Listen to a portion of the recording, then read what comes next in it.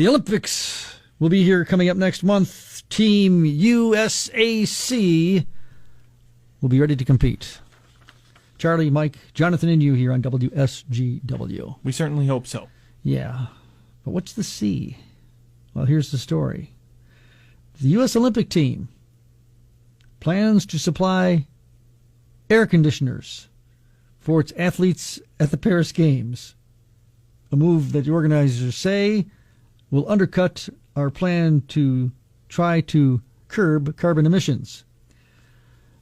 So from the USA Olympic and Paralympic CEO, Sarah Hirschland, she says, U.S. team appreciates the efforts aimed at sustainability. However, the Olympic Federation is going to supply air conditioning units for its athletes. As she says, as you can imagine, this is a period of time in which consistency and predictability is critical for Team USA's performance. In our conversation with athletes, this was a very high priority, something that all the athletes felt was critical as a component in their performance capability to have a constant and moderated temperature within their housing unit.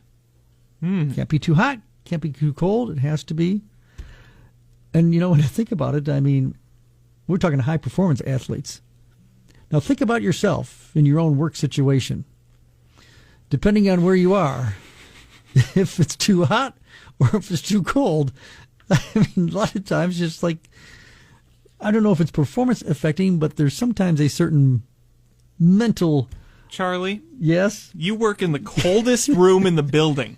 This studio is consistently the coolest, nicest room, air conditioning, heat in the winter. It is a nice room to be in.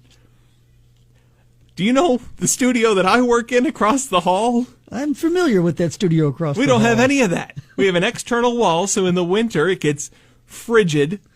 In the summer, the AC doesn't work, so I stick a fan in the hallway. If I close the door, I can't have the fan running while I've got a mic going. Can't have that background noise on there. So if I close the door for 2 minutes, it gets up to 80 degrees or higher in there. See, your performance is being affected. My performance is being affected. These young people don't know what adversity is. Jeez. And you can't open a window because the windows don't open. You keep the newsroom 90 degrees, Mike. Yeah, but that's by choice. That's by choice. It's intentional year-round. Mike likes it that way. By the way, we're not the only country, by the way, that's going to bring our own air conditioning units to the Olympics.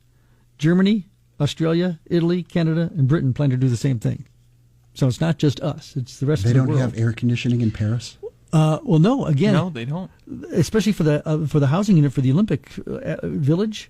Apparently, what they were going to utilize is a system of cooling pipes underneath the floors, which they say should help, but they can't guarantee a consistency of temperature that an AC unit is going to. Especially if it's 90 degrees outside. Yeah. You know, how much is a cooling pipe going to help?